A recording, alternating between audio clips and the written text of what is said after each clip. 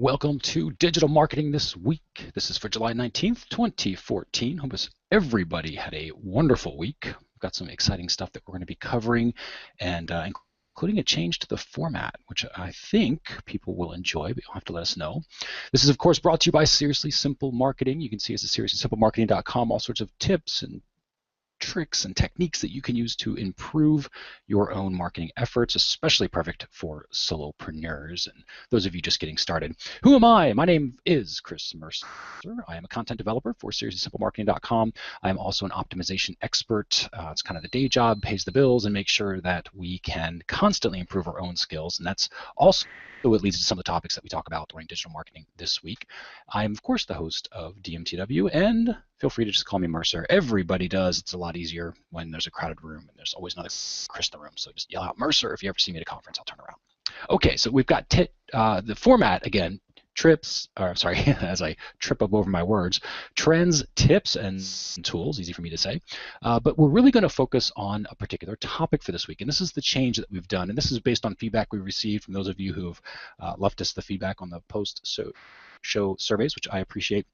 And of course, for those of you who are just writing in, there's a lot of questions that we get or more kind of like topic requests where they say, hey, can you cover Google Analytics, or can you go over affiliate marketing? So they're not really questions, they're more general topics. And so we figured, hey, let's just come up with this little focus topic. So this week's focus topic is all about headlines and writing better, more highly converting headlines. Now, if you have a question and you're part of our Insiders Club, which of course, if you're watching this live, you are, you just need to go to ssm.tips/question. We also put that in the chat window there, so the handy tip for you. So you can just go through, click on that, and it will automatically take you to our form where you can put in your name and kind of what the details of your particular question are. Now that includes, of course, questions about today's topics, but it also includes other questions that you might have or challenges that you're running into regarding your own online business. So let's go ahead and jump into the topic for today, which is headlines. Now a lot of what we did is we still wanted to make sure we're giving everybody resources about these different blogs that they might not be aware of, or different posts that they may have missed. And so one of those that we wanted to bring your attention to, and sort of what we based this off of, is Conversion XL. So this is an incredible blog. You really should be following this blog. Lots of great information. And they recently did a post that was the 5 characteristics of high converting headlines. Now, the link, of course, is on the slide already. But we wanted to go over these 5 and then kind of give you our take on some of the things that we think are also useful when it comes to headlines and some different tools. In fact, we've got a really neat tool where you can kind of do it's almost like a headline grader, and it'll show you just how good your headline is. So let's go ahead and jump into this first thing here. Now, characteristic number 1 that they talked about was numbers. And you may already be familiar with this, and you've probably heard this, but this is just when it comes to one thing I like about Conversion XL is they always go through and they say, they don't just give their opinion, they say, here's the data that supports it, right? So this is what you're looking at here is a chart that we're showing the actual data that supports numbers in a headline will tend to outperform other headlines. And you can see at the bottom these different styles of headlines. So they've got this number headline, which is 30 ways to make drinking tea more delightful. They've got what they call a reader addressing headline, which is ways you need to make tea ways you need to make drinking tea more delightful. There's the how-to headline, how to make drinking tea more delightful. There's the normal headline, just ways to make drinking tea more delightful. And there's the question, what are ways to make drinking tea more delightful? So those are the different styles. And by almost 3 times over that question style, there's the number, the 30 ways to make drinking tea more delightful. So they found that just having that number in there is what made it really, really appealing to a reader. Now you can see here, there's some other examples that you might see out around the web: 17 super hot TV criminals, 7 problems anyone with a baby face will understand, 29 Snapchats that are too clever for their own good. So you've got all these different number-oriented headlines. And what we did is we actually went to BuzzFeed, and we did this just hours ago, actually. Went to BuzzFeed, and we took a clip of what the top rated posts right now were there, right? So if you look at these are just a small sampling. 17 celebrity Instagrams, 24 ultimate 90s, 32 regrettable 90s guys fashion trends. I mean, so you can see all of these different headlines. Out of the 4 that we have here, 3 of them have numbers. So that also, and this is just a couple hours ago that we pulled this out on BuzzFeed. So you can go and you can see for yourself that if you have the option, and most of the time you will, it's always better to put in a number if you can, and again, if it makes sense. Now, the second characteristic when it came to the headlines that were better headlines was word length. Now, this was interesting because on one hand, they did a study. They said, okay, well, it's going to be shorter headlines. It's 5 to 8 words, and that is basically comes from a science where it says the brain can remember 7 elements, 7 different words plus or minus 2. Okay, so which is why they say that phone numbers are 7 digits, because the brain can remember, plus or 7 items plus or minus 2. That's kind of where it holds, and that's why this sort of 5 to 8 word range exists. But they also did a study, so this is true, right? So shorter headlines work. They also did a study, and they said, oh well, on certain types of paid advertising, longer headlines work, right? So longer headlines are getting more click-throughs, 16 to 18 words. So where's the difference? And the difference is in, most likely, the difference is in where the ad is placed and what medium they're using. So what you're looking at here is you have a screenshot of different ads that you'll see on sites like CNN, or practically any site, CNN, BuzzFeed, all these different sites. They use something called Outbrain. Okay, so they are, as publishers, there's this thing you can use called Outbrain, which is sort of like, some of you might be familiar with Taboola. It's sort of like that, where it's traffic that you can put in your blog post, and you can go to Outbrain and say, hey, send this blog post out to, and put it on all these different publishers' sites that subscribe to Outbrain, and you pay for it. It's a traffic source to get to basically get traffic to your posts.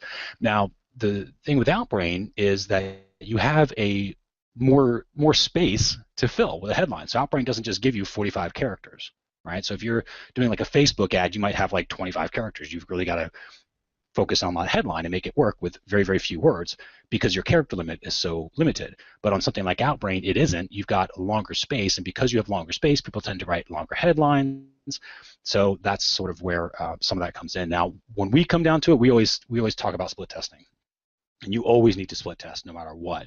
But when you're developing your headlines, the way to do it, the way that we think about it anyways, we kind of we think about it in steps. Okay, so the brain is moving, even though it's moving imperceptibly fast through the headline, it's actually going through in steps. So here you've got these little steps, right? So you've got the first step, which in this case, let's say the headline is tools to write headlines. Okay, the first step is the word tools. Okay, so the brain notices tools, then it goes to write, then it goes headlines. And each step of the way, it's going tools. Am I interested in tools? Well, yeah, maybe I'm interested in tools to write. Am I interested in tools to write? Well, yes, I am interested in tools to write, and then headlines. So am I interested in tools to write headlines? If so, it's going to continue forth and walk through the rest of your copy. If not, they're gone. And if at any point, if it goes, am I interested in tools? And it goes, well, no, not really, then it's gone. And you've lost interest, and they're off on the page. If they go, okay, well, am I interested in tools to write? They go, well, no, not really. Okay, then they're gone. It doesn't matter if it's about headlines or not. So that's sort of how we think about when we go through these different steps of headlines. When it comes to your length, even though it's 4 words in this case, right? Adding a couple extra words isn't necessarily going to make or break the difference if that stair-step process doesn't make sense to them. But here's an example of how you can take something like this, adding some extra words and still going through that creative process. So let's say we change this headline to 7 simple tools. Okay, so now you've got the number in it, so there's 7 simple tools. Am I interested in 7 simple tools? It's a more specific, and we'll get on this in a second as to why that works, but this is a more specific, clearer way of asking for attention. So 7 simple tools to create versus to write. Now this is just a change, but this is where you can ask yourself, writing, do people really want to write, or do they want to create? Which one feels better? Which one from an emotional standpoint feels better? So you could say to create instead of to write. And then quick headlines. So now you've got 7 simple tools to create quick headlines. And it's kind of like, all right, this seems very simple, quick, easy, and there's 7 of them. I kind of know what I'm getting into, and they're more likely, because there's less friction, there's less questions you have to answer, they're more likely to move through the rest of your copy. Now, the other thing that's important about this is people tend to pay attention to the first part and the last part. So in this case, we also have 7 simple tools. If you just take that first chunk of the headline, 7 simple tools, and then quick headlines. So if they just catch the first part and the end part of the headline, even though they're not necessarily paying attention to that word to create in the middle, or to that phrase to create in the middle, they're still capturing the basic essence of your headline, which is, hey, these are simple tools to create quick headlines, bam, they can move on. So there's another way to kind of think about it as you're going through and creating your headlines. Now, another characteristic they discussed in this blog post was negative. So these really great headlines, people that respond to headlines, they tend to respond to negative headlines versus positive headlines. And again, here's the data to prove that. So you've got these positive headlines where they talk about here that, always do this, or here are the best whatever, the 7 best ways to do whatever, versus the 7 worst things, or the 7 things to never do when it comes to writing headlines. Anything that was worst or never, anything that was negative in that way, boost, massive boost. Things that were positive actually hurt. So if it was positive, it hurt. And if it wasn't, if it was just sort of just kind of neutral in the middle, it was, obviously just that sort of baseline. So if you've got neutral, just sort of, let's say it converted at 10%. And then I'll use this sort of rough data, but let's say, a neutral headline, 7 tips to write headlines, right? A neutral headline converts at, let's say, 10%. Using this data, where it says positive actually hurts by 30%, that means your headline would only convert at 7% if you said the 7 best ways to write headlines. And if you said the 7 things to never do when writing headlines, that would be a 30% improvement, which would bring you a 13%. So it'd be a massive, massive improvement to your headline. Now, why is it that negative things work? And I know that there are a lot of people, we have some clients, in fact, that don't enjoy this. And this is sort of a marketing truth. And we were kind of like this when you start out, because you're like, oh, I don't want to be that negative marketer who's always scaring people or whatever else. But the fact is, we are hardwired to pay attention to the negative. Our brains have this reptilian brain, okay, in this limbic system. It's in this very, very base brain. It was the first technical part of the brain to evolve, okay? And it's the processing that happens at this is at such an extremely base level that we're not aware of it. We're not cognitively aware of it. By the time you're having thoughts about the headline, this thing is already on the processing 300 other things. Okay, so you've got this limbic base reptilian brain that's kind of like this radar in the background, and it's constantly scanning your environment, and that means not just the physical environment around you, but what you're paying attention to, anything that you are perceiving, including things that you're reading when you're out there browsing on the web. And so you've got this radar system that's constantly out there, and it's looking for 3 things. Number 1, is this, whatever I'm perceiving, is it something that's going to hurt me? Is it something that I can procreate with, or is it something that I can eat? That's what it's looking for, those 3 things. So when you're writing your headlines, you're essentially trying to trigger this panic button if you want attention at this base core level, okay? And when you get that, then all of the body's systems, all of the brain systems, they're all focused on whatever that particular item is. So when you have the brain focus and it triggers this panic button and it starts paying attention to it, it automatically starts going, okay, I'm paying attention to it for this reason. Now, how do I minimize the risk here? How do I contain the risk? And that's what it's trying to do, because it wants to continue living, right? As an organism, we want to continue living. And again, this is not conscious. This is at a pure base level. We cannot control this. This is just inherently built. We're hard-coded for this. So when you look at these 2 different headlines, you've got the 7 worst headlines ever created versus 7 best headlines ever created. So which one of these is triggering what? So when you go to the 7 worst headlines ever created, right, versus 7 best headlines, the first thing is it's scanning and it's going, okay, which one of these, what can hurt me? So the 7 worst headlines ever created, could this potentially hurt me? And versus the 7 best. So 7 best can't really hurt you, right? Because he's like the 7 best. If you don't know what those are, it doesn't necessarily hurt you not to know, because you're not in pain now, right? And there's somewhat of an element of risk in going out and discovering what those best are, because you might find out they're not the best. And I know that sounds kind of weird, but that's how this base brain thinks. It's very binary, okay? It's very black and white. So if it ventures out of its comfort zone to go find out the 7 best headlines and it's not the 7 best headlines, then there's an element of risk there. It could get hurt by doing that. Whereas where it is now in its comfort zone of not knowing those 7 best headlines, it's okay. It may not find out the 7 best headlines, but that's okay because it's not being hurt, and therefore it's minimized the risk. Whereas 7 worst headlines, if you think about it in the same way, the 7 worst headlines, what if these worst headlines I'm using right now, can that hurt me? It can hurt me. So now, is it riskier for me to stay where I am, or is it better for me to go through, click on that 7 worst headlines and find out if I'm using one of those, and I can maybe adjust where I am and end up in a better spot? And so the 7 worst headlines ends up outperforming. Now, again, for me, when I was first sort of reading this, I was like, well, okay, maybe, I get it. And this is back when we were first started in marketing and the psychology behind it. But then when you break this down, if you take these headlines and I switch these out, there's really 2 elements that we're talking about. If you switch these out for I'm going to hurt you versus I'm going to help you, 2 base headlines. All headlines come down to this. Every single one, I don't care what it's talking about. It is either saying I'm going to hurt or I'm going to help. And if it's going to hurt. Okay, if not pursuing is going to hurt, the brain goes, okay, it's triggering that panic button. It's going, okay, this is something that's going to hurt. So what do I do to minimize risk? So if something's going to hurt me, I need to move out of the way. I need to take action, right? Which means from a base primary level, it needs to continue reading the copy. Because remember, we're just talking about headlines. So I need to continue reading the copy to find out if this is something that can hurt me. I need more information. And all of the brain's resources at this base reptilian sort of brain level are going through and focused on that. That's why that works.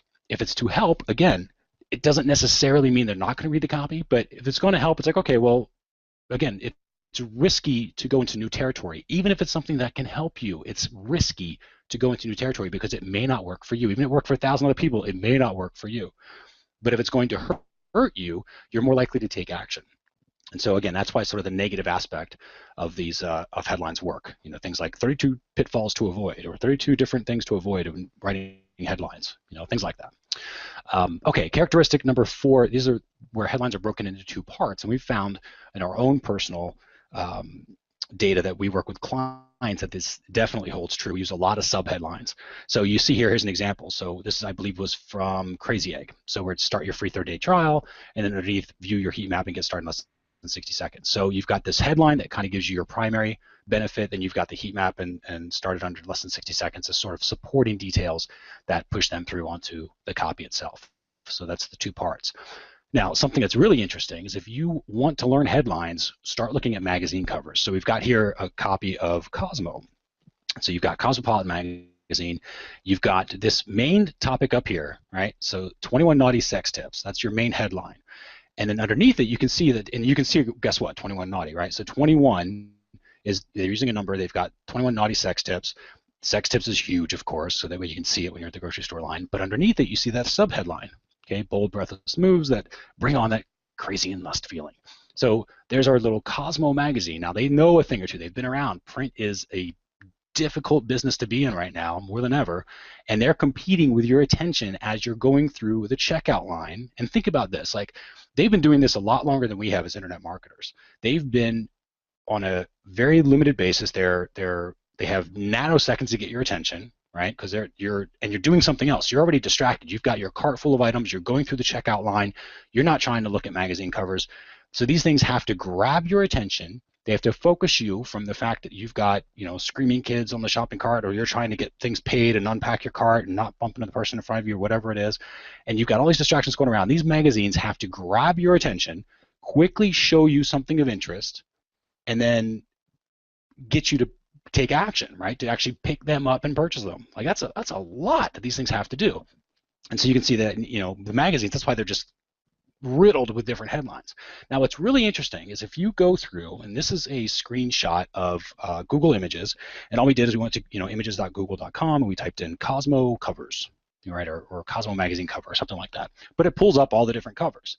So what we did is we look at this and we go, okay, and again, you're looking for headlines, right? So what are the headlines, and what are the masters of the headline do? Which is magazines. Magazines by far are the masters of headlines.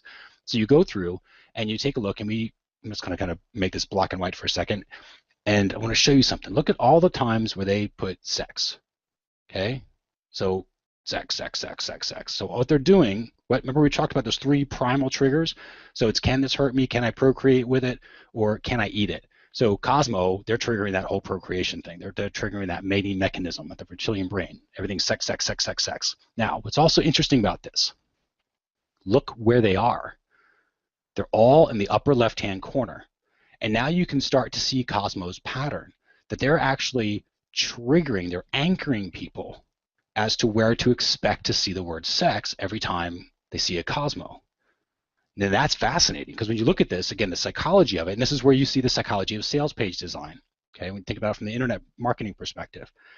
If you do things that are radically different than how everybody else is doing them, your market's not expecting to see it there. It's not going to react the same way. So they say most of the time, like you see with Cosmo doing, they're putting this whole sex-oriented headline, and there's slightly different headlines, but they mostly contain the word sex, and even the ones that don't contain the word sex are about sex, which is pretty interesting. So you go through here, and you see all these different headlines, and you see they're always in the upper left-hand corner. So as you're going month after month after month, they're triggering their audience, they're anchoring their audience to expect to look there to see it. And then all of a sudden, what's happening is each month that somebody walks by the Cosmo, they're actually starting to be, it's a little easier to get their attention now because they're training them, they're anchoring to see them in that area to find out what those tips are. So it's pretty interesting. I thought that was really fascinating. And you can see that they do that not just with sex, but what else does Cosmo talk about? Body issues. So this is about, let's see, tighter abs, getting skinny thighs, get a baggy bikini body. Let's see, all about getting butt naked, look leaner when you're naked, lose weight while you eat, tricks to lose the pounds, and it goes on and on and on. Great butt, great thighs, flatten your belly. So you've got all these different things that are all about body issues. Now, look where these little circles are, and you can see they're all basically in the same area again. These ones are going to be to the left and then the center. So you've got sex tips that are always in the upper left. You've got these other tips, these body issue tips that are on the middle but on the left, okay, so center left. And like that, again, that's fascinating. That's not because they just happen to do that. That's because somebody's noticed that this is what works. And so when you look at how you're doing your sales page design, look what other people are doing, look what your competitors are doing, and you model that, you copy that. Theoretically, you could, if you have an audience that matches what Cosmopolitan does, you could probably, and we haven't tested this, but it's a really good idea. I'd love to test this.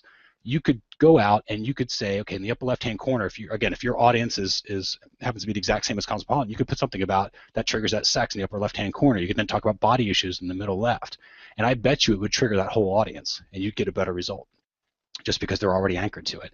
So enough about Cosmo, but we thought that was fascinating. Again, if your audience is men, type in men's health, and I guarantee you, in fact, you know what? Let's do it. Let's do it because it's fun to do it live.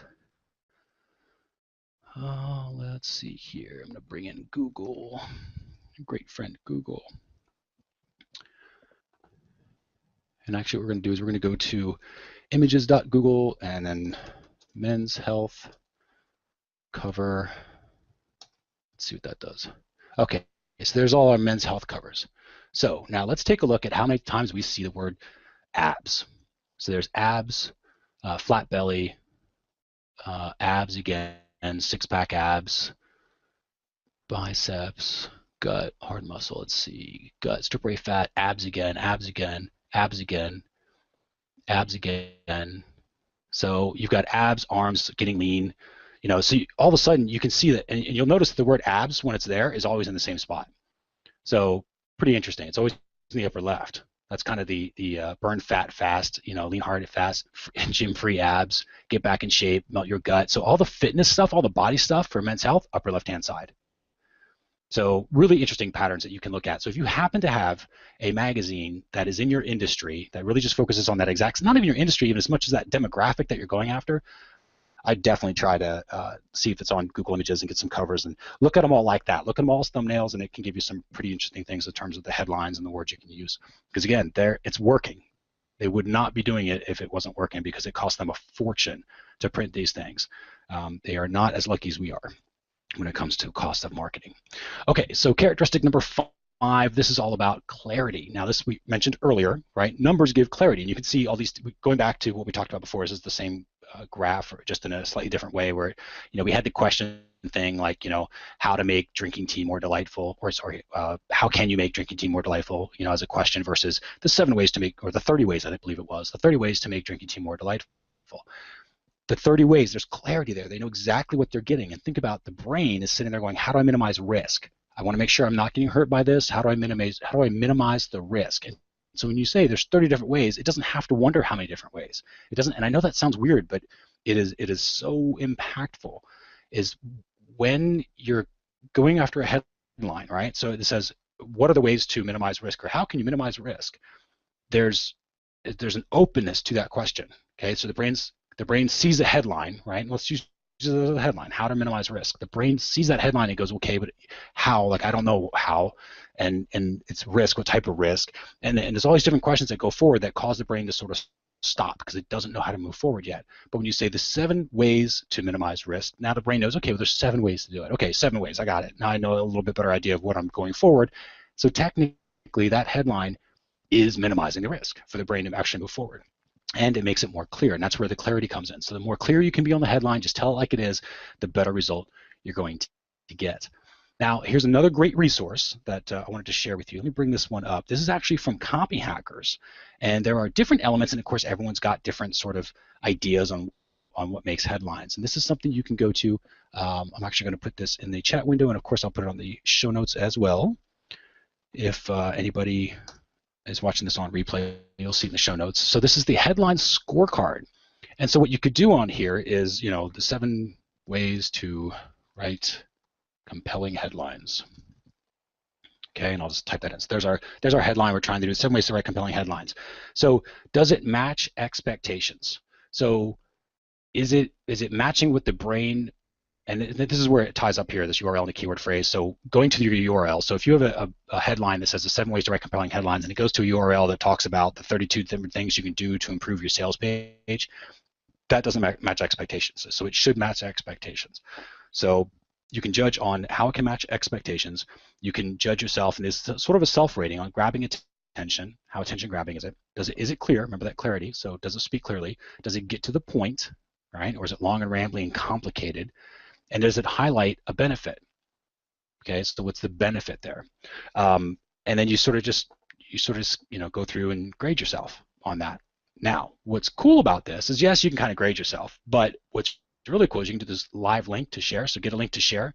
So you click on that to get a link, then you can share it with your friends or your peer group and have them rate your headline. And now you've got that peer group that's actually rating your headline. Maybe you can email it to your list if you wanted and say, hey, I'm getting, here's 3 different headlines. I was hoping you could rate these. Let me know which one you think.